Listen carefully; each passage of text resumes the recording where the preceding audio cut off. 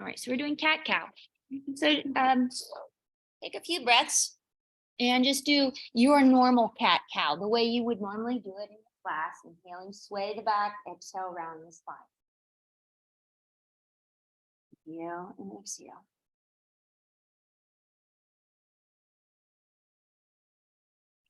One more. All right. Now come to a neutral spine and take all of your attention to your spine, each vertebrae, and take it to your tailbone. And take a deep breath in and start from the tailbone. So you sweep the tailbone up, you slowly drop the belly, then lift the heart, lift the head. And then as you exhale, tuck your tailbone and let the rounding happen from the bottom all the way to the top, tucking your chin. Then you release the tailbone and let the unrounding, the arcing, happen from the tailbone all the way up. So your head is the last thing. Just take a few breaths like that.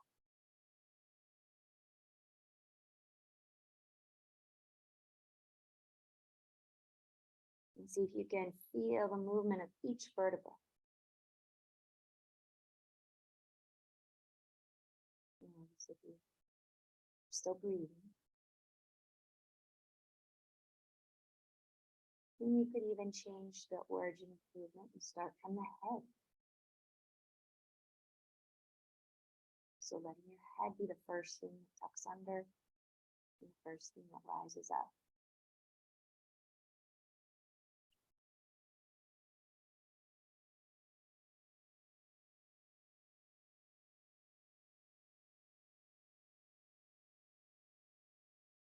Just do one more breath.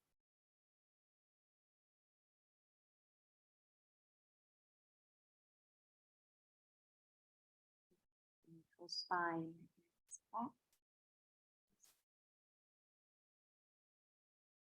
Felt cool? Yeah. Felt different? Yeah. I can do it with little pops. Especially my neck area. Awesome. So what I learned in my advanced training was not that you need to do advanced poses or crazy poses, but it is how you take your attention and how you do the pose that makes it advanced or not. And one of the definitions of asana is you find a posture that is comfortable and steady. So if you're doing like handstand, for example. Now it's one thing if you're like working towards something and you're not quite there, it's not quite comfortable, it's not quite steady, right? But it's another thing to strive so that you're not actually steady, you're just always pushing. You never are able to settle in and find comfort in a posture, right? You're always tensing, striving, trying to reach some idealized goal, like, you know, lotus pose or pigeon with your foot, shin parallel to the front edge of your mat. And then in the next verse of the Yoga Sutra, after it says that asana is finding a posture that's comfortable and steady, meaning you want to be able to stay there and find an inner resource. So if you're like doing Warrior 2, for example, and you're holding it for a little while, or plank, and you're holding it for a little while longer than you might like, you got to find that inner resource where it's not strained. Or you either find an inner resource to keep holding, or you find the inner wisdom on how to modify so that you don't go into stress state. Does that make sense? And then the next verse says that you perfect the asana when, two things, you release the stress due to effort. When you release the stress or strain due to effort. Meaning we want to do asana with as little effort as possible. as little of our trying to make it happen, right? We want to feel engaged, alive, and feel the flow rather than the grip. Because this, I'm straining too hard. We want to see, how deep can I go into this pose with as little effort as I can? That doesn't mean that you're like this, right? That's not the pose. We want to move into the pose and hold it using as little effort as we can. That reduces any strain and stress that can arise from holding a pose. So we're always trying to find that balance of like being fully engaged. You're getting my silhouette, aren't you? You feeling okay? Sorry. Being fully engaged in the pose, but not creating more tension for yourself. So that there's this element of receiving a posture. That is something that my teacher Sherry would say, to be able to receive the posture. So instead of like doing it, can you place your body and then see, okay, what is this doing for my heart? Can I receive the benefit? Instead of, I'm going to do this. It's like, I am putting my body in this pose. Yes, I'm doing it, but I want to let go of my doing and see what I can receive from it. Maybe I'm receiving more strength because my muscles are shaking a little bit. It's a mental shift of receptivity rather than force. Okay, so that's one way, one element for perfecting asana is to reduce the strain and stress due to effort. The second way is to absorb your mind in the infinite. So, like, what does that mean? Yep, exactly. She was shaking her head like she knows it, but I'm not good at that. Absorb your mind, meaning feel your beingness. Be present in the present moment. That's it. Maybe feel your relationship to God. Your heart is beating. You're alive right here, right now. What is it here I am to receive? And that can be, so you can make it a spiritually oriented, or you can make it present moment oriented, of like resting your attention, not in what I've got to do. How do I look? Am I doing it right? You just settle in and breathe. Feel the pulsation of your heart, the flow of your breath, the flow of the blood pulsing through you, and just recognize the fact that you exist, right? And honor that. So that is the other element of perfecting the asana, that your mind is present, you're receptive to what there is to receive from it, and gratitude for being able to do it, for being alive and being. Those are the ways to perfect asana. And that's not generally what you would hear in, like, if you were like going to a power yoga class, or like an advanced yoga class is more like, okay, well, can you put your leg up here and do this, and then, you know, go into your 8, whatever it's called, I forgot. It's an 8 something. Okay. You just did that like it was so easy. I'm like, okay. Agni Sara. Agni Sara. Ugly Sara. Ugly Sara is the practice to do. So we went over it. It says, let me give you some handouts, Levi, that you missed on the weekend, that are not in here. They're in this thing. I hid them so no one would steal this. I don't practice much asana. I don't practice much asana, but I practice, but I can do a lot of asana.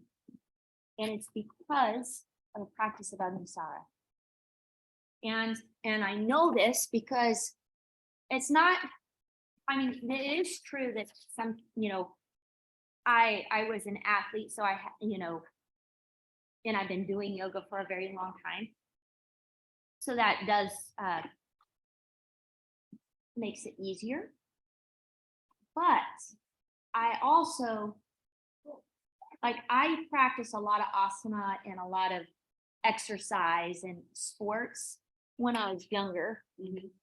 And then I had the car wreck, 2 spine surgeries, was paralyzed.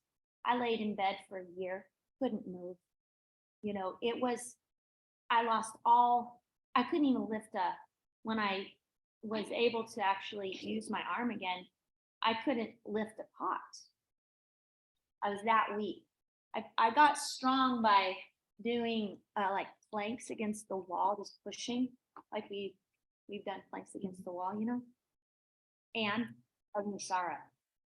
Agni Sara, in that last section of that energetic anatomy, I just handed that to you, Levi. And this is the last thing for you. It talks. Is this the one you sent us in the mouth? Yes. No. Okay. The energetic anatomy. The very last part, Appendix D, is the Agni Sara. I photocopied it out of this book. Actually, out of the secondary book to this, the sequel to this, called The Practice of the Yoga Sutra. Agni Sara is, I'm just reading it. Agni Sara is the most effective practice for reaching the core of our body, shaking off deep-rooted inertia, awakening the gut brain, and providing nourishment to all organ systems.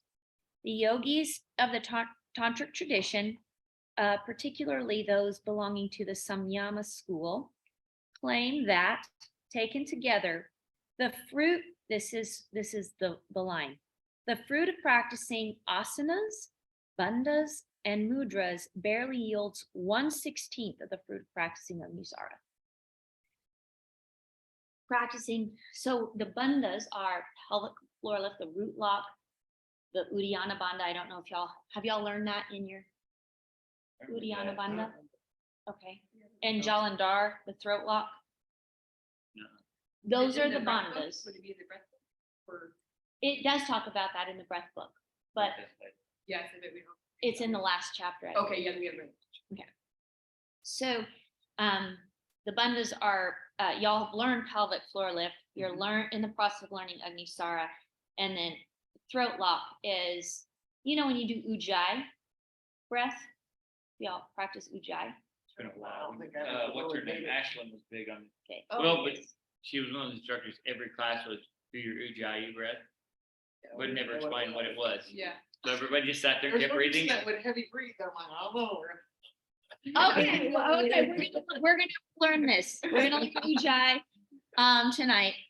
And mudras. Mudras are ways of closing off the nervous system. Which finger does which? So they do different things. This one is meant to help calm the mind. This one stimulates the heart. This one I can't remember, and this one went all the way home. Went all the way home. But no, they all kind of have, basically you have a ton of nerve endings in tips of your fingers. And so when you close them off, either by palm here, this is a mudra where you place your hands like this. Yeah. We talked about that one. Yes. There's this one with palms up, this one palms down. What it's doing is your nervous system, instead of all that energy going out, it's creating a circuit, a closed loop to help attention and nervous system come back into itself. Yeah. So that's what mudras are, different ways, different hand gestures, or sometimes full body gestures Agni Sara is considered a mudra, and that's, we're like this. So it's like full body. Because here we're creating a closed circuit here with our hands. We're lifting the toes, and there's actually a bandha in the bottom of our feet. We apply root lock, and then what's called Uddiyana Bandha, which I'll talk about here in a second, and then the throat lock. And I'll talk about Ujjayi. But my point in saying all of that is that practicing Agni Sara, doing all of the asanas and all of the mudras and all of the bandhas barely yields 1/16 of the practice of Agni Sara alone. And I can attest from my own personal experience that that is the one thing that I practiced as I was recovering from my surgeries and healing up from being paralyzed for quite some time. That's the one thing I did, and I was able to go right back. Like, it's what took me, and I was just in. It creates this inner stability, like, because it's like a power center. And when you really anchor here, this is where, like, you can do all kinds of balancing and like strong stuff without much effort at all. And it also works on the organ system. It works on the vagus nerve, because one of the ways to create flexibility is through practice of relaxation. Most people don't realize that we go around carrying a certain amount of tension and stress in our tissues. And we think that, oh, well, I'm just not that flexible. And we have no idea how much of that inflexibility is actually coming from here, the stress that we're kind of gripping onto. And so when we practice systematic relaxation, it actually will increase your flexibility. Just laying there, consciously relaxing, taking your attention to these different points in your body and deep breathing will start to carry away that unnecessary tension that we're carrying around, and we will naturally start to see more flexibility start to arise. Isn't that neat? Mm-hmm. Practicing systematic relaxation is also one of the ways you can do quite a bit of healing during that time. Because that's part of why we sleep is because when our body rests is when it's not busy doing a bunch of other stuff. And so that's when awareness is going through, okay, what parts need to be repaired, and how can I fix this, and how can I heal that and restore these things, these tissues at the time. A lot of times though, when we're asleep, we're having a lot of dreams and we're not actually resting. When you're dreaming, it's not the time that your body is restoring. Your body's actually responding to the dreams as if they were actually happening in real life. I mean, you can see people, they're talking in their sleep, walking in their sleep, doing all kinds of things in their sleep. Flashbacks, right? And your body that's not the time it's restoring. And so one reason why we start to practice systematic relaxation, because it is said that 1 hour of systematic relaxation is equivalent to 4 hours of sleep. As far as like the restoration, the restorative quality, because you're skipping the dreaming and that aspect of it, and just putting your body to sleep, but your mind is staying focused. Your mind is staying awake, but relaxed. And we focus it on different parts of our body, not necessarily because they're special, although sometimes, maybe they are. It's just to help anchor your mind from starting to think, because once you're starting to think, that attention is going outward and not back in onto yourself for healing or restoration. Does that make sense? Mm-hmm. So let me ask you, have y'all been practicing your systematic relaxation? Well, so We were all joking about talking earlier. about Yeah. The one, it has commercials on YouTube. So you'll be The second- relaxed. So you'll be relaxed and all of a sudden it's like, ah! I can just like jolts the crap out of you. So that's what I've done.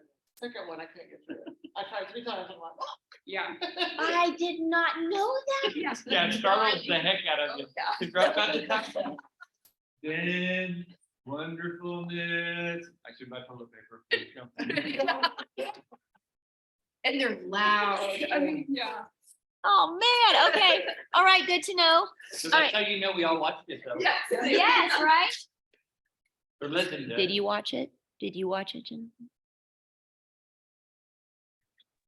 No, I was recording myself. Ooh, Ooh, we I could- you just raised the bar for all the other ones. thought that's what we were supposed to do. Except for the crocodile pose and the. Sandbag. Yeah, I've recorded Sandbag. myself on those two. Okay, And- good. and sit I them. haven't recorded. All right.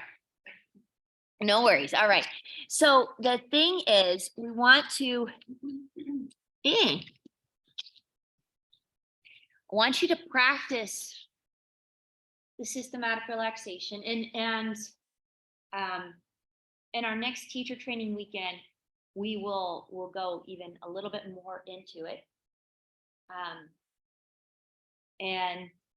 But the more you can actually practice it, the more benefit you're going to see from your yoga practice. It is one of the most profound aspects of it. It's also the time why we do it at the end during Shavasana is because that's the time that your body can integrate all of the postures, the breathing, and the mindfulness that you did during the class. That's when you're integrating it so that it can kind of get stored in your system to create a new baseline rather than just having a nice experience and then I'm back at it. Okay? It gives you that time to let it settle in. Like, I'm new. I'm at a different state right now. And the longer you stay in that different state, maybe you have deep relaxation or just mindfulness, the more you train your mind that that's a state I can be in for longer periods of time. And a state that I can be in that isn't equivalent to sleep. Because as we know, when you start to practice relaxation, most of the time people will feel tired because our culture is such that if you are not high strung, you are not living right. Right? And so when you relax, it must mean you're tired. And so part of systematic relaxation is learning how can I be alert without tension? How can I be alert, completely engaged and relaxed at the same time? But when we first start to come off of that stress state, then that relaxation feels really tiring. Feels like, oh, I needed that rest. And at first, you do need that rest. And so you'll fall asleep. And that's okay. But then you want to also train your mind saying, all right, I've been resting. Now I want to be able to put my body in a deep state of relaxation without my mind falling asleep. Because once my mind falls asleep, I can't control if I'm going to have dreams that are going to shake me out of that deep relaxation or not. And so it's a short period of time where you're like, I'm going to attempt to stay awake and stay relaxed, stay alert, and my body go into sleep. So if you feel your body falling asleep, you should try to kind of curtail it from. Well, you want your body to fall asleep, just not your mind. That makes sense. Yeah, because you can actually get into a state where, and I mean, I'll just be honest, it can sometimes be a little scary, but there is a state of yoga sleep, is what yoga nidra is, in that systematic relaxation where I forgot what it's called. It's a type of paralysis. there's a word in front of paralysis where you're awake, but your body's actually asleep and you can't move it. Okay, and at first it's scary. Like if you slip into that state where you're awake, but your body is actually asleep and you're awake and you're not used to that, and you're like, it's like, something is wrong. There's nothing is wrong. It's actually, you are actually moving into that really profoundly healing state if you don't freak out, where you just let your body sleep, but you're aware that your body's asleep. And then you follow the flow of your breath. You just enjoy it and let it last. And then your body will naturally wake up. But sleep paralysis, that's what it's called. That crazy word, sleep. So you don't necessarily want to it's a balance. Mhm. If you're doing your practice, this is what I would say, actually. There's a time when you're practicing like a scientist to explore something. There's a time that you're practicing as a practitioner just to be with yourself. Okay. So the time when you're just like, okay, I'm doing my shavasana at the end of class. And if you fall asleep, just let it happen as it happens. But if you say, I'm doing my homework, which is to practice systematic relaxation once a day for the next week, right? Then you set up that time and you try to stay awake. I'm trying to do this practice, right? If you fall asleep, you don't shame yourself, don't judge yourself, it's okay. But, there's a difference when you're trying to learn to do something compared to just letting yourself do your practice and whatever you need will happen. Does that make sense? Uh-huh. Okay. So that's that balance. One of the pieces of homework was to read in your anatomy section the thing on Agni Sara. And I did read the anatomy part. I Okay. didn't read all the anatomy. Okay, wonderful. You read this, wait. I have No. not heard Oh, You haven't read this? this yet. that. No, No. not that. No, okay. You haven't read that because I just gave it to you. Last week's anatomy I mean, on all the posters, or was there something different? no, I mean in the anatomy section, That article? the article Yeah. on Agni Sara. The abdominal, it says the abdominal. I didn't read that. Well, no, we just. Oh, from this decided- weekend. Yeah. she- Oh, okay. I got Here. Yeah, it's on page 155.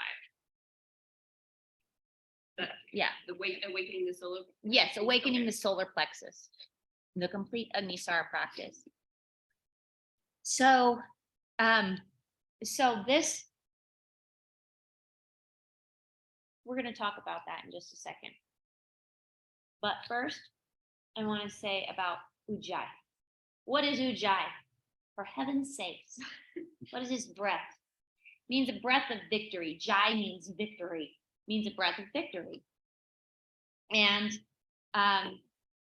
what you do is you apply a half throat lock. Okay, so it feels like if you were going to create a whisper or like a fog on the mirror. So do that and feel what happens in your throat when you do that. Now try to do that and breathe in like Darth Vader. Okay, He's going down. that's what it feels like. It's very dry. It's drying when you do it with your mouth, but then I just wanted you to feel that with your throat. Then just close your lips and do that with your nose.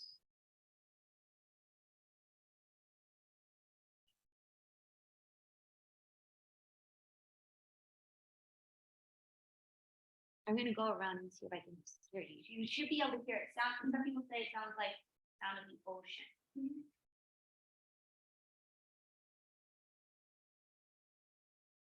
I hear it on the exhale. Eating the popcorn. Okay.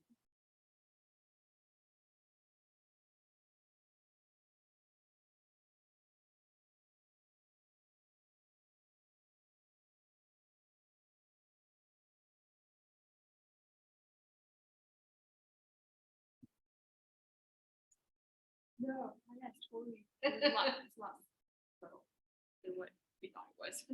I didn't know who it was. I just knew every class she said start doing it. When Never you explained start doing it as a group, it will sound quite loud a lot of times, but it doesn't have to.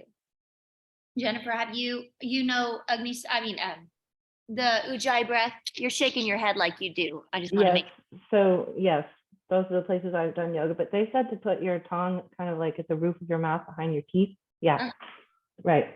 and that's actually a mudra. But putting the tip of the tongue at the roof of your teeth in the back, there.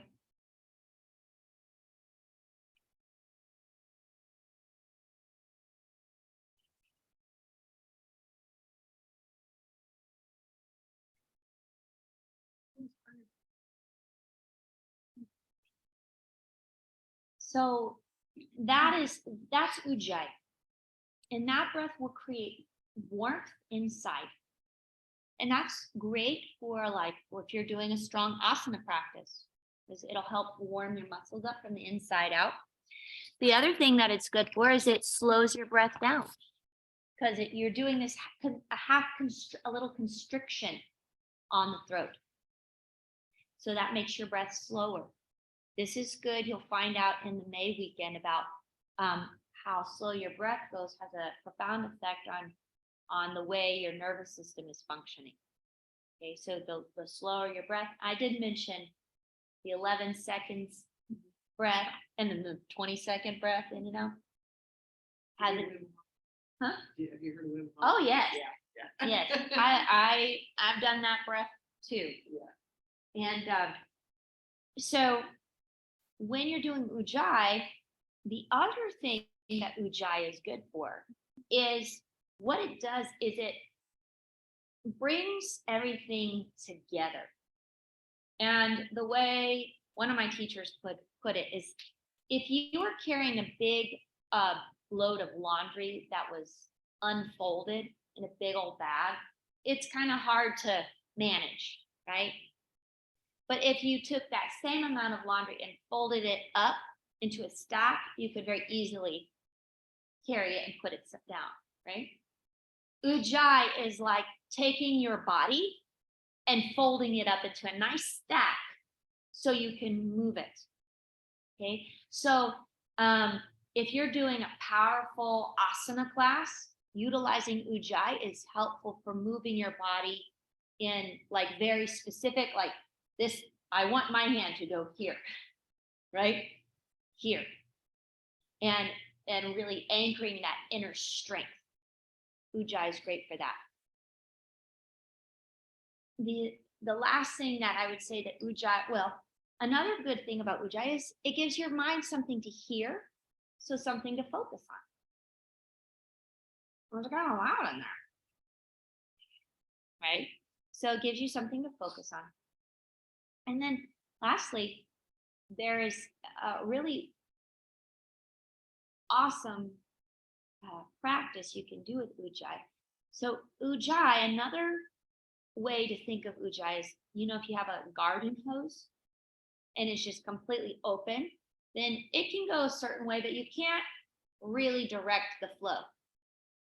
So when you put your thumb over it, it creates that half constriction, just like in your throat. And then you can it can go really far and you can aim it. You're like, I want that water to hit right there, right? And you've got it. Just by putting a little bit of constriction. What that does is it makes the whole rest of the hose tighter and stronger.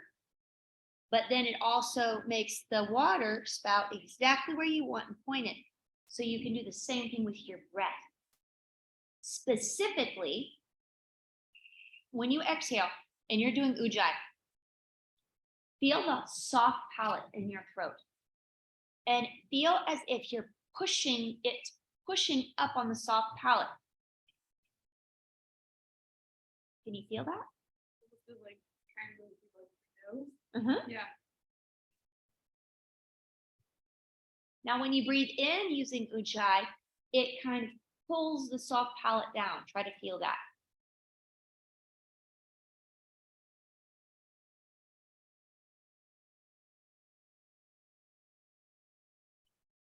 You feel that? Okay, so y'all want to know what's so cool about that? So you missed my amazing art. I know somebody erased Somebody erased it. They erased Bob. So Oh my gosh, they erased.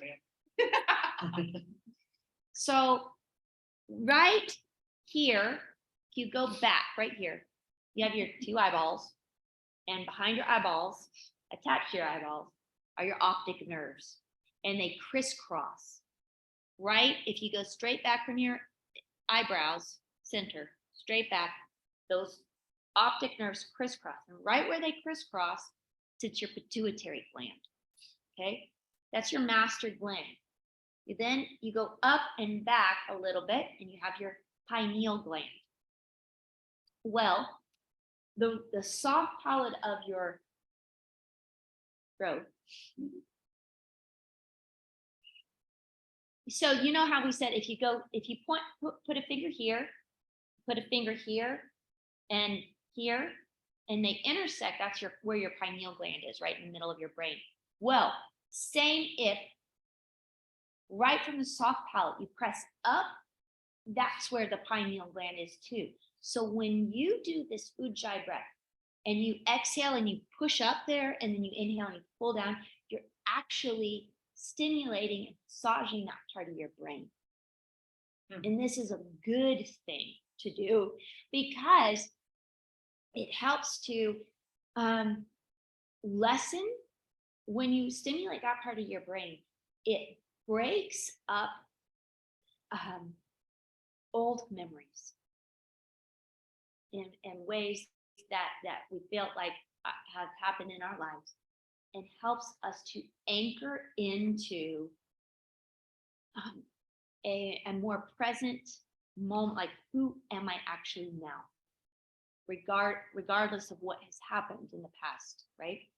It helps bring you back very deeply to the present moment and feeling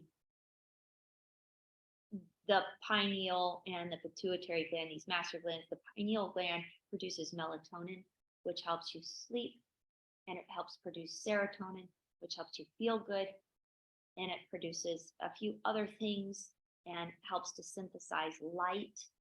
And so this is all like your mind becomes clearer because you're synthesizing a deep, profound light.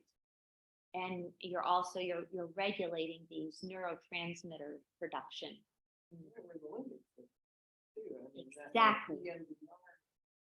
Exactly. So a lot of the trauma therapy with the EMDR and the limbic system is your emotional part of your brain. It's the part of your brain that's just all is reactionary and emotional. I don't I bet you. he does. And so it's that part of the brain when we massage it out with a slow breath. Now we're reprogramming our emotional centers, our amygdala, and these reactionary emotional triggers to respond differently. Your breath, just like how your lungs in your heart feels every breath, how smooth, how long, how slow. And so your heart can be soothed by your breath, or it can be agitated by your breath, right? That agitates your heart. Or your heart can be soothed by your breath. Same thing with your nervous system and parts of your brain. You can soothe those parts of the brain by the slowness and the steadiness of your breath, or it can disturb your brain by the way you're breathing, like, or not breathing, like holding your breath. Okay, so those are the cool things about ujjayi. So would you do that before bed? Like if it You could do it before bed. You could do it. So now here's the thing. So I would love for you to just play around with ujjayi. Play around with it as a way of relaxing. Play around with it as a way of actually strengthening when you're trying to do your asana. which is the opposite of relaxing.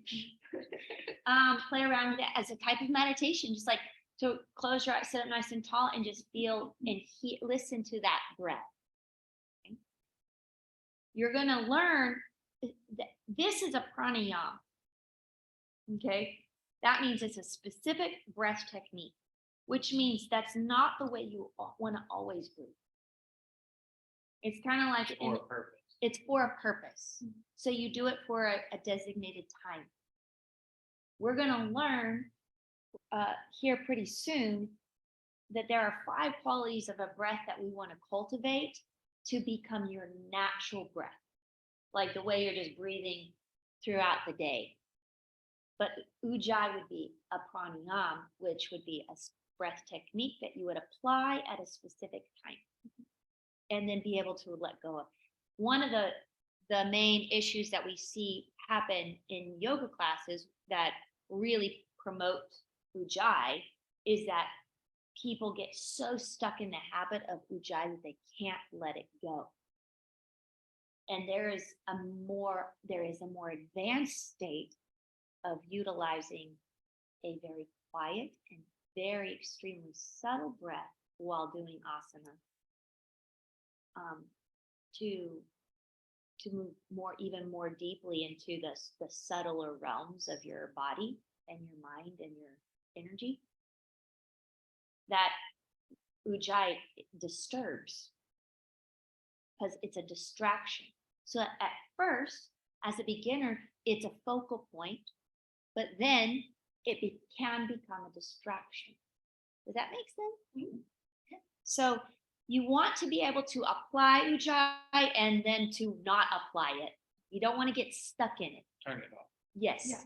Be able So to if you turn. wanted to do it before bed to get that, then you can go to bed and you're obviously breathing normally then. Yeah. Yeah. Yeah. All right. So,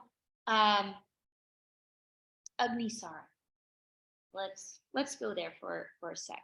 So Agni Sara, the first stage of Agni Sara is just the squeeze and release. It's like a standing cat-cow. So you're standing here. I'm gonna put this up. You want your rolly baby? Yeah. Thank you. Teacher pet. I love Malie. She is so helpful. She's really probably the best student. I shouldn't say that out loud I in missed front of 3 you. days and I'm no longer pet. You are. I knew I was, but it's. No more vacation. She doesn't miss any classes. I'm just playing. Just playing. Oh man, that Thank you. was so much fun. All right. So Agni Sara. The first stage is you're just resting. You put all your weight into your hands so that your tummy can be really relaxed. You breathe in, sway the low back. Exhale, squeeze your tummy. Pretty simple. Standing cat-cow is what we call it. Okay. I think Jackie did this. Yes. Okay. So that's the first stage. The second stage, and P.S., you don't do the strong engagements if you're pregnant, when you're menstruating, or if you've got untreated high blood pressure, and untreated like glaucoma or pressure in the eyes. Okay. But assuming, are y'all all good with those things? All right. No. Are you Make me pregnant? I was on vacation. It's Florida, man. Happens in Florida State. Times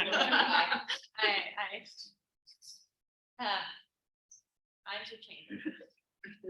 There was a weird dude in a pink unicorn blow up thingy that kept running around giving everybody hugs. I avoided the hugs. It's very unique. This unique unicorn. Okay, so first stage is just standing cat cow, okay? And this is good, you can teach this here. It's very simple. Then you start to engage the core a little stronger as you exhale, squeezing, inhale, relaxing. And you think, this is where all your digestive organs are. This is why this practice is so good for your digestive organs. It's also good for your spine, your nervous system, all the spinal nerves. Then from there, once you kind of have this inhale and exhale and squeeze, and you're breathing really deep, you're taking all of your attention here. And then you try to go and squeeze your muscles from your feet, your calves, your thighs, your glutes, pelvic floor lifts, low belly squeezes, upper belly squeezes. And you attempt to squeeze from the bottom up like you're squeezing a tube of toothpaste. So one at a time. Yeah, like squeeze first feet, and it kind of happens like a roll. So it's not like step by step by step by step by step, but more like it should make that sound. It's not the real deal. Okay? Then, so that's on an exhale. As you inhale, you try to relax from the top down. So you keep everything engaged except the upper belly, then the lower belly, then the pelvic floor. Glutes are still engaged. Then relax the glutes, thighs, calves. And then you exhale, feet, calves, thighs, all the floor. Right, like this, okay, with your breath. That takes some practice, okay? But it's good because what we're working towards is having the capacity to discern different muscle groups. Having the capacity, why is that good? Can y'all think of why is it good to be able to discern between different muscle groups? Could it be like where you're trying to avoid, like I've got a core muscle right here, I'm trying to make sure I'm using a different muscle rather than this one right here? That's a great reason, yes. What else? Self-awareness, yes. What else?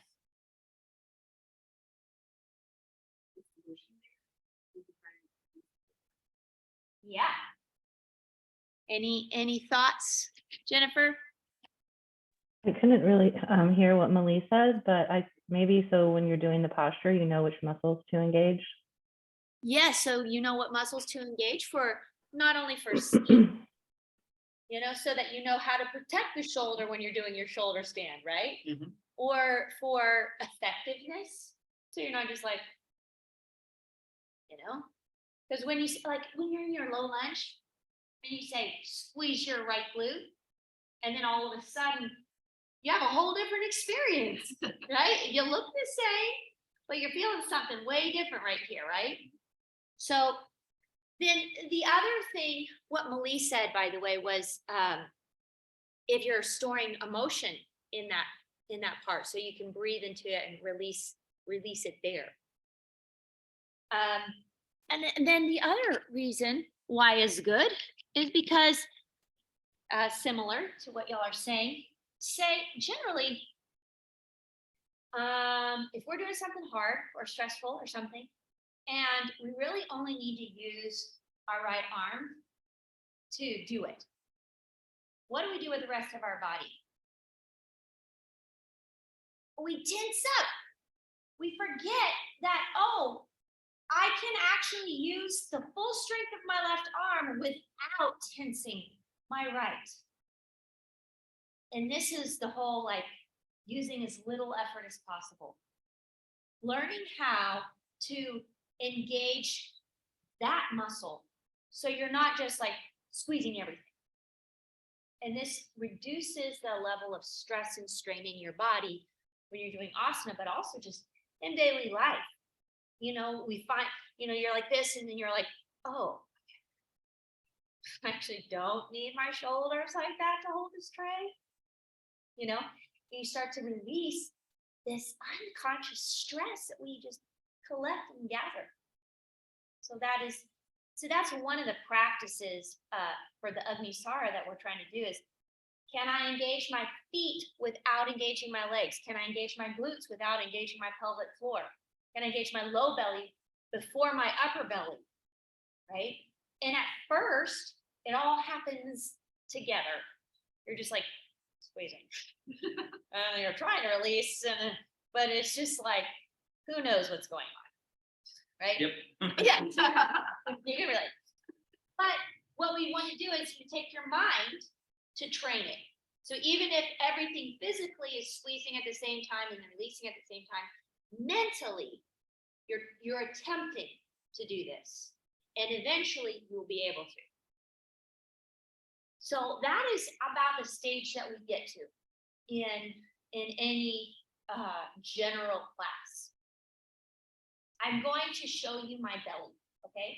Because I'm going to show you the next phase of it so that you know what it looks like. And it's not pretty, okay? This is not a pretty practice, but it's very, what you're doing is you are utilizing Uddiyana Bandha, which is, it's called upward. Uddiyana Bandha is, Bandha means a lock. You're locking something up. Mula Bandha, right? The root lock. Uddiyana Bandha is this, it's called upward flying lock, where we take our diaphragm and use it like a vacuum to suck all of your organs up and into your rib cage. Okay. And this is very different than squeezing your abdomen and like making it tight. This makes you look more like unhealthy. Right? Like this picture Get here. ready for a commercial. Little starving kids. All right, so I'll show you what that looks like so you can see what this practice is, okay? So bear with me. So here we want the tummy to be relaxed. Okay? Here. You breathe in, your tummy's relaxed. Breathe out, you're squeezing. So there's first just breathe, squeeze. Then we try to do the rolling engagement, okay? So, and I can't talk while I do this, so just watch. I don't know how well you can see it.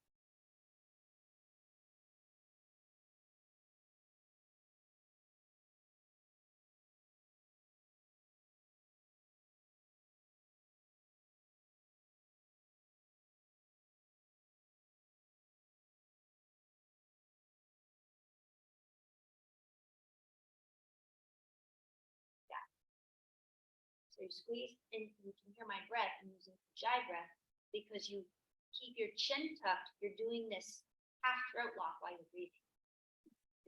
Will create more heat. You can do this movement now side to side. You put all your weight into one side, hike your hips, squeeze your core. So it's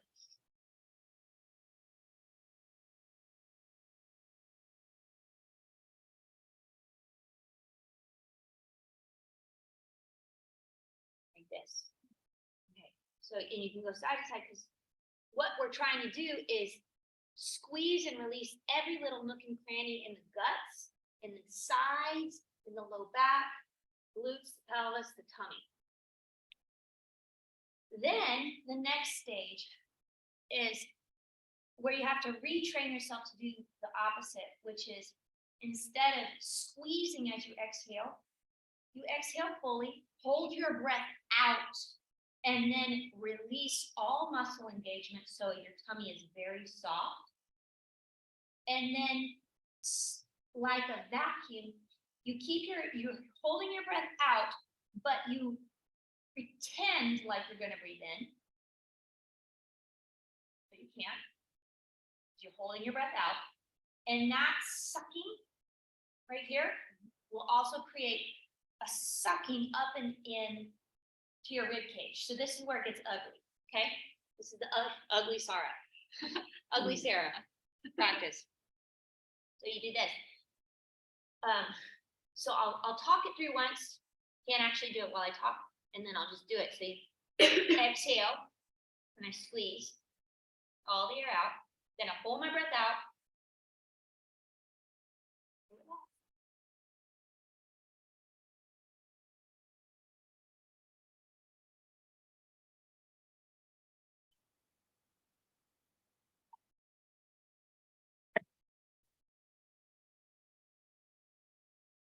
So then you start to flap, which is sucking and release. So this is very different. People really have a hard time with this because it's a sensation that you're not used to. It sounds like it looks really, when you made that noise and that reaction, for panicking for me. Like I instantly go, there. So what's happening is, when you're wearing a bathing suit, you squeeze. You're like, I'm so good looking, right? Look at my muscles and all this kind of stuff. I don't know. You know, you squeeze, I can leave squeeze. the shirt on. Right. You're squeezing and you're trying to suck it in or something, right? This is not the practice. Ugly Sara is not wearing a bathing suit, okay? So she's butt naked in front of everybody. and she's holding her breath out. She's sucking everything up and in, okay?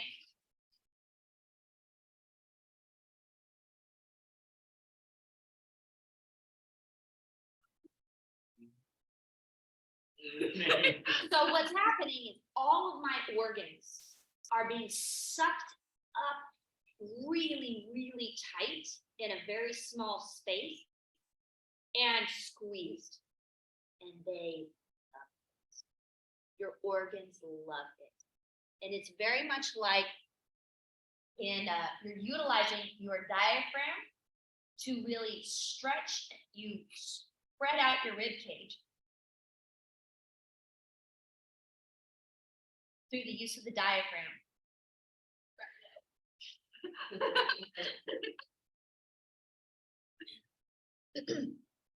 And then use the vacuum of your pretend breath. You're trying to breathe in, but you're not actually. To suck this up, and you will feel deep stretching of your organs. It actually feels incredible. It looks weird. It feels great. It massages those organs like this, and also you've got connective tissue surrounding all of your organs, and it's stretching the connective tissue around the organs, giving much more freedom to function properly. Yeah. And so it's really similar. Do y'all feel when you're doing twisted gear and you breathe really deep, do you feel an internal stretch from the breath?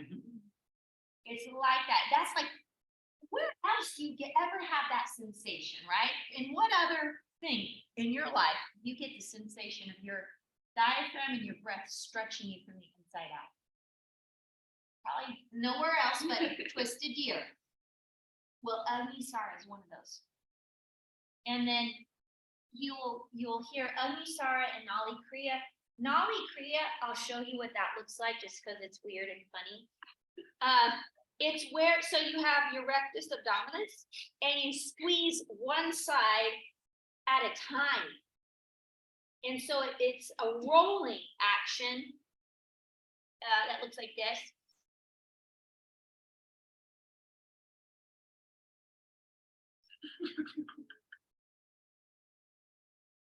That is wild. Yeah. I'm telling you, it's hard to get to that point. Well, some people just do it naturally. Have you ever seen your kids? They do funny things with their stomach. Where, yes. Yeah, the belly dancers, yeah. So, at first, it takes some practice, and I mean, yeah. Move your left ab. Okay. Yeah, I like my left ab. It takes some practice, but it invigorates this area.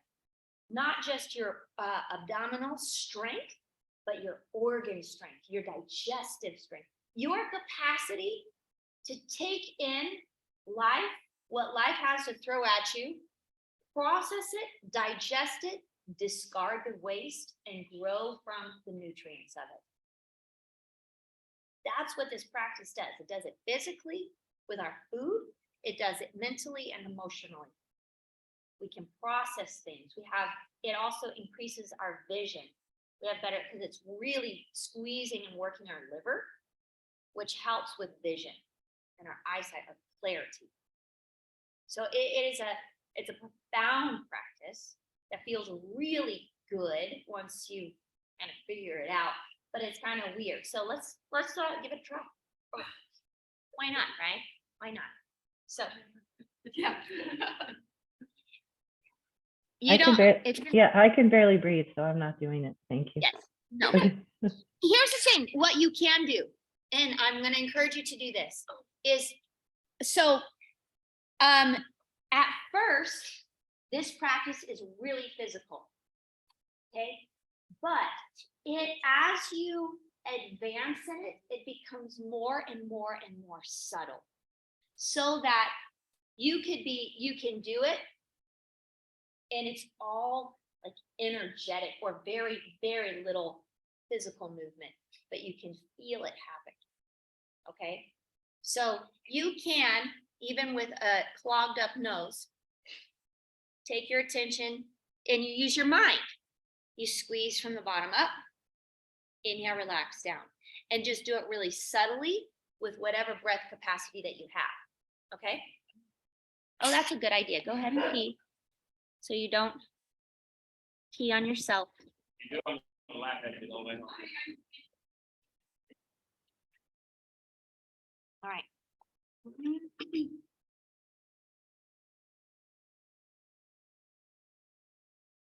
We'll wait for her. Should've drank coffee. Huh? That you should have drank coffee. I To had be honest. mushrooms and maybe flush there for a little bit. I was like, ooh, Oh, really? Yeah. With a lime you're taking, or? I don't know. It's,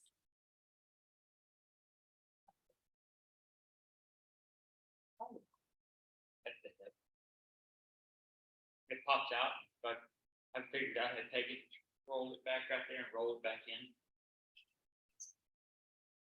See, wisdom of your own body, your own practice. All right.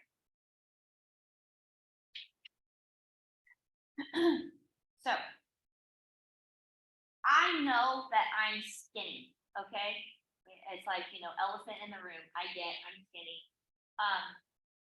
But even like Panditji, who is like the head of the Himalayan Institute, who I learned the practice from, he's a man who's shorter than me with a belly about this big. I Googled him after we talked about Oh, yeah. and he can do it. So obviously it looks different on different people based on how much excess body they have around here. But my point is to say that whether or not you are bigger than me or not, you can still do the practice and it will look a little bit different. But it's the same action of trying to vacuum up everything.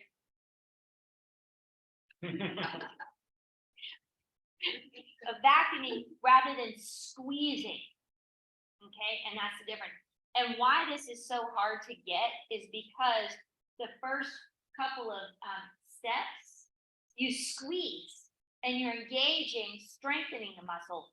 But then to get to the last step, you have to hold your breath out and relax and suck it all up and not squeeze. And so it's very different. All right, here we go. Let's play around with this. So you're going to start in your Agni Sara stance, so keep a little bit wider in the hips. And all your weight in your arms. Now, if you're wearing your slippery pants, then you can make your little thumb pockets here. Or put your hands on your skin. And take a deep breath in, just sway your back, and exhale, squeeze and round your spine, engaging your 4. So you're just gonna do 2 breaths with this arcing and rounding, engaging as you exhale. And then come back. Very simple. So the next stage, try to squeeze from the bottom up as we exhale and relax from the top down as you inhale. So I usually start with an in breath just to set, and then exhale, squeeze my feet, legs, thighs, glutes, pelvic floor, lower belly, upper belly, squeeze every last drop of air out. Then inhale, relax your upper belly, lower belly, pelvic floor, glutes, thighs. And then sometimes you might need to take a resting breath in between, and that's fine. But you'll exhale, try to squeeze from the bottom up. Inhale, try to release from the top down. Just take your attention to your own body. Keep your chin kind of tucked in.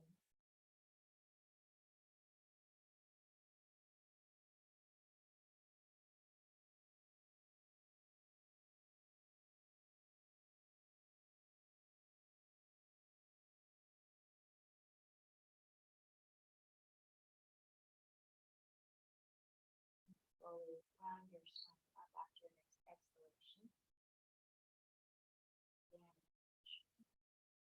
Put your shoulders up your spines. Bring your feet back into your hips. And just notice the sensation, because when you start to work with this practice and you fire up this area, any number of sensations can happen. One is getting hot, one is sweating, one is feeling like you can stand up, like it supports your heart. As this strengthens, it gives like this really great lift to your heart. Like, oh, you start walking around with all this confidence, or at least it looks like it, because your heart's got a nice big shelf to sit on. You're like, and it's not, like this. And then just this right there changes your whole perspective.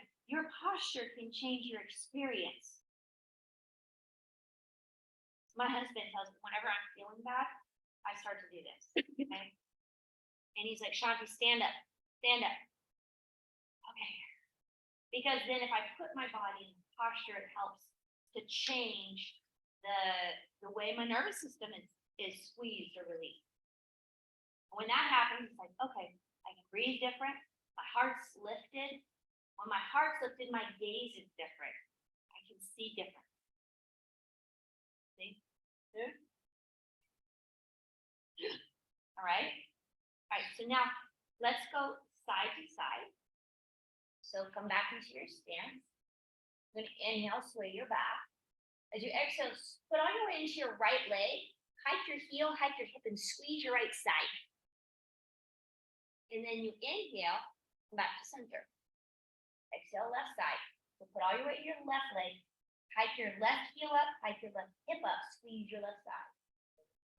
So you just go back and forth, side to side. But each time you go side to side, maybe you stand up and you press your hip forward a little bit, because you want to squeeze a little bit more in the back side of your right abdomen, or maybe the front side. Are you trying to straighten out that side that you're leaning into while bending this? It's going to be different each time.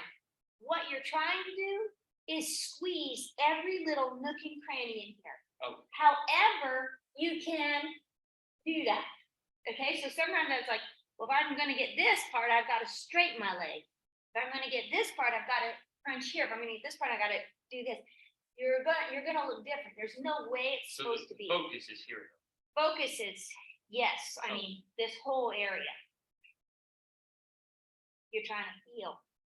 You're trying to gain access. You're trying to break up the stagnation and congestion in your guts. Squeezing your right side will help squeeze your liver and your gallbladder. Squeezing your left side will squeeze your pancreas and your spleen. And you use deeper and deeper inhales because you're squeezing out everything as you exhale.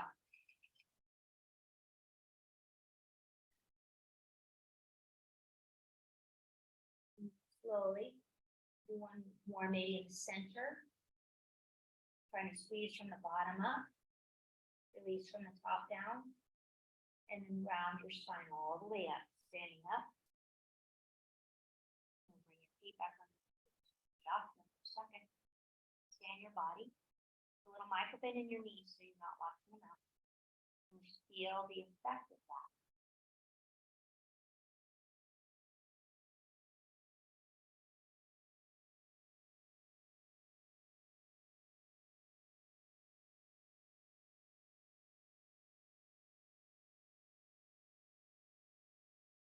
How did that feel? I could feel more distinctly the muscles than just my abs. Good. Ab. You're one ab. Yeah. That one, yeah. What about you? My sides. Yeah. Yeah, so this, it starts to wake things up. Okay, so now we're gonna play around with that next stage, okay? And the next stage is, we're not gonna do those previous things. Because it's easier just to kind of get into it since you're doing the opposite for this next phase. Next phase is, we'll take a deep breath in, and then as you exhale, you just relax, and relaxed exhalation, then hold your breath out and try to suck your tummy up and in, which is different than you're not doing this, you're doing, okay, the ugly Sarah, emaciated Sarah, okay? So you're not squeezing, it's as if, so you're holding your breath out, and one of the ways that it feels like is like, if you had a straw right here at the hollow of your throat, and you're trying to breathe in, and suck up, right from your navel goes up and in. That's Uddiyana Bandha. Okay, let's just try it. So, shake it out. Here we go. We're gonna give it a try. Put all your weight into your thighs. And just take a relaxed breath in and a relaxed breath out. But breathe all your air out, keeping your belly relaxed, and hold your breath out, tuck your chin in, pelvic floor lifts, and try to suck your tummy up and in. Try to expand your rib cage. And then when you need to breathe in, relax that and breathe in. Take a few breaths. And then when you're ready, try it again. If it feels normal, like there is no new sensation, then you're not quite doing it.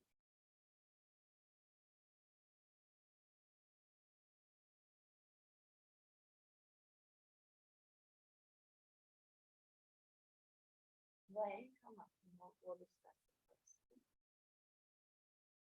You felt like you were able to do it. I felt like it was all the way up here, and every time I felt it. I couldn't help it, I'm like, there's a hollow, no, there's not. Okay, well, when you feel down here, if it's soft, then there is more of a hollow spot. Because there still might be stuff down here, but it's not full of all your organs. So you can be sucking your organs up and in. If you felt right here and it's like really squishy, then you're working towards it. How about you? What did you feel? I feel like the first time I've done it, I made some weird noise. And then the second. Okay. Yeah, I was more just like punching. Yeah. So this is gonna take some practice. Here's another way that you could practice it, and I like this way. It's in down dog, because in down dog, then you have the support of gravity to try to suck up and in, okay? So go ahead and try, let's come to down dog.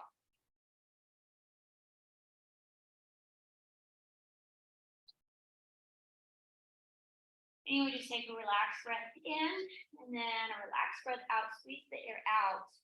Hold your breath and then try to suck everything up and into your rib cage. So you're not squeezing, you're sucking like a vacuum, trying to draw it all up and in underneath your ribs. You need to breathe, you just breathe in, relax, deep breaths. Even if you need to come down to your knees, do that.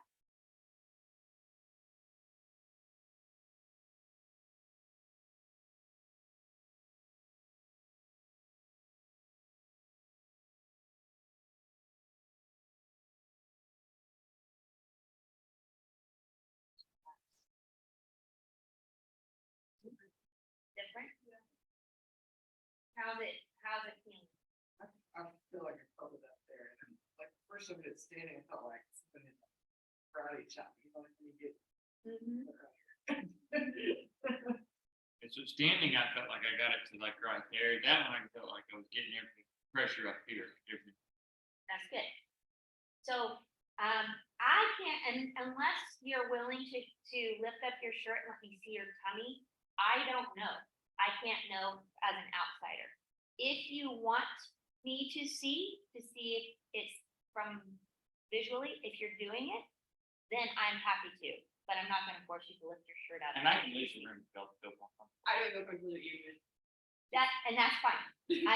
That's why I'm just saying. I'm not embarrassed. All right. All right, so Which go way you ahead. want it? Either way, whatever way you feel like you can do it. We'll come into your stance.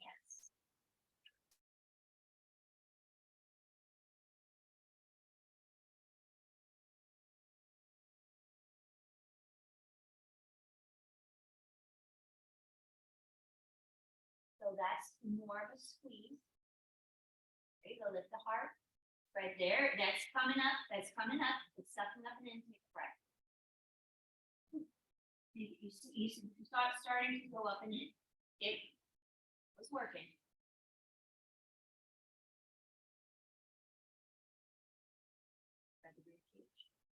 There you go. Suck it up and in. Suck. There you go. There you go. Try to lift your chest.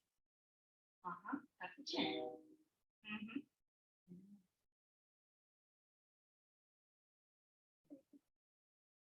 Yes.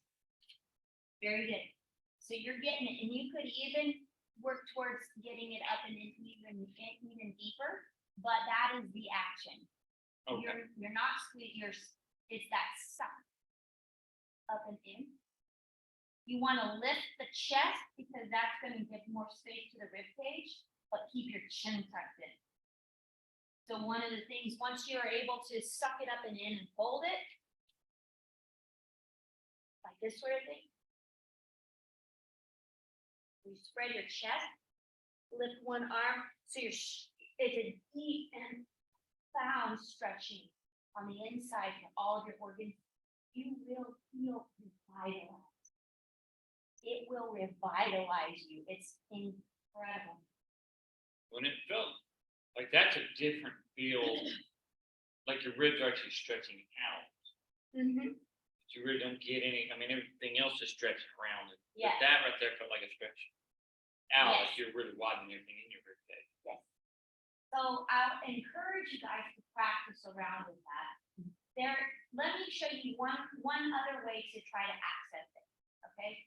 One other way to access it, lay down on your back with your knees bent, your feet on the floor. And I kind of have to do this too in order to do it properly. Basically, what we do is you move into a bridge pose. So take a deep breath in and lift your hips. Lift your hips into your bridge pose, active bridge. Now, breathe your air out. Hold your breath out and lower your spine to the floor. Keep your chest lifted. Press your tailbone down. Press your low back down. Okay, yeah. And I'm gonna try my tummy. So let me get it here too. Okay. So you start in your bridge. Take a deep breath in. Then exhale. Hold the breath out. Press down.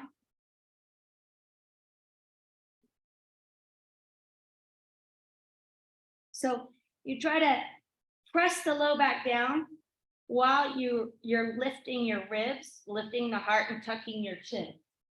And you hold your breath out. It's the out breath that pulls your diaphragm up, which allows that space to suck all the organs up and in. So you lift up, you breathe in, then you bring your whole spine down, press your back down into the floor, chin tucks in, heart lifts, and try to suck up and in to the abdomen up and in.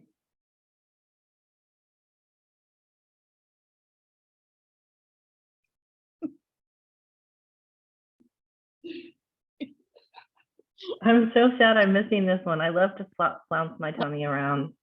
What did you say, Jennifer? I said I'm so sad I'm missing this one in person because I love to flounce my tummy around. Oh, well, you know what? Next time you're here, we're just gonna let you flap your tummy all around. There you go. Okay. Yeah.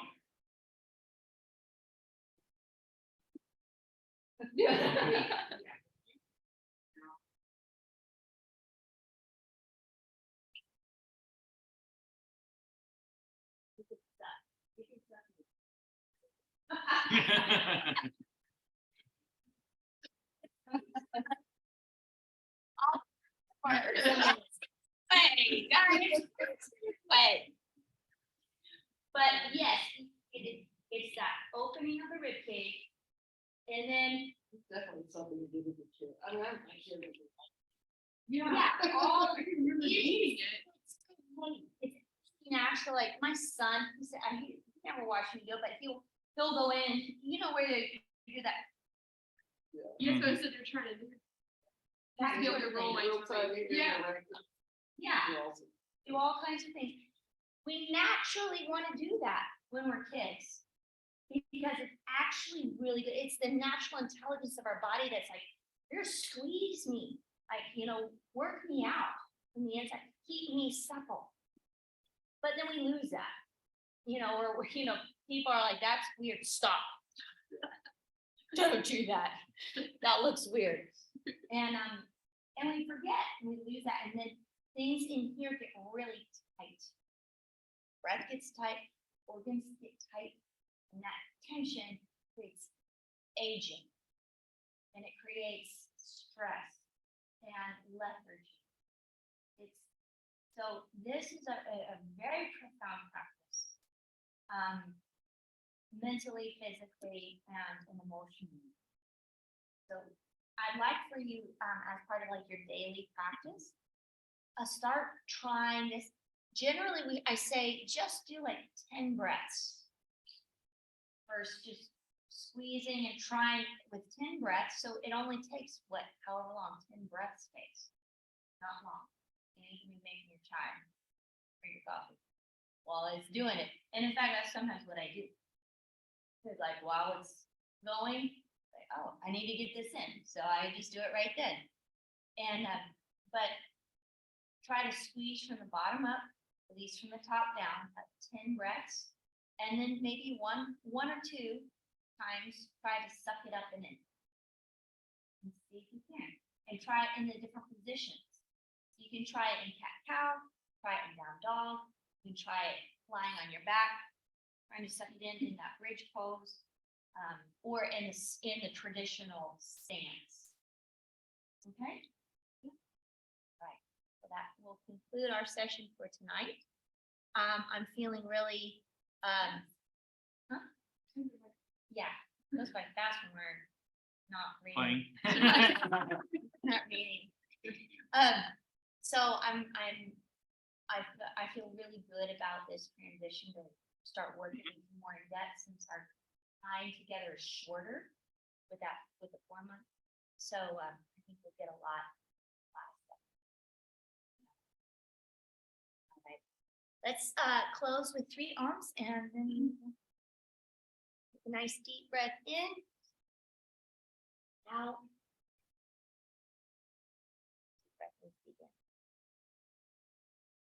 Oh.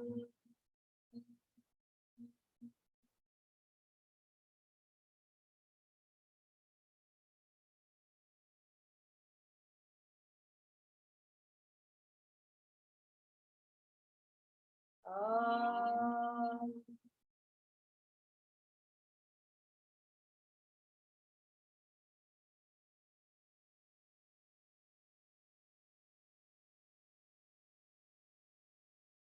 Oh.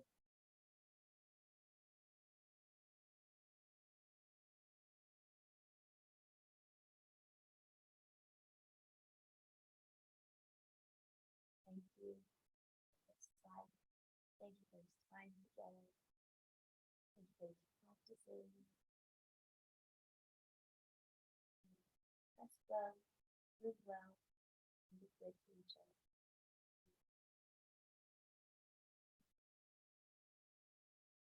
Thank you, Jennifer. Have a good night. Rest and get well. Thanks, guys. Yeah, I'm going to bed. Love you.